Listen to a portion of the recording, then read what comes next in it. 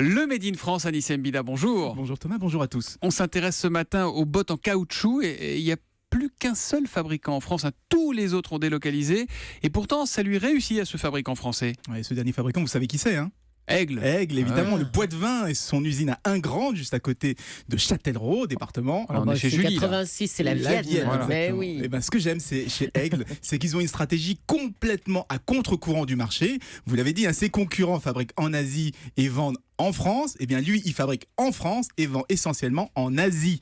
Il a 400 boutiques et 300 de ces 400 boutiques sont asiatiques, les trois Dis donc. quarts. Hein. Et le résultat, c'est qu'aujourd'hui, plus de la moitié de son chiffre d'affaires se fait au Japon, en Corée et en Chine. Mais comment font-ils chez Aigle? Ça revient cher de fabriquer en France, ce ne sont pas des produits de luxe. Détrompez-vous, hein. En France, on considère ces bottes avant tout comme utilitaires, hein, pour le jardinage, la pêche, l'équitation par exemple. Mais si vous regardez bien le catalogue, ils ont aussi des modèles brillants, vernis, plus Ah ouais. urbains, plus mode. Et c'est ceux-là qui cartonnent en Asie. Là-bas, c'est simple, hein. Aigle, c'est devenu le symbole du chic et de la décontraction à la française.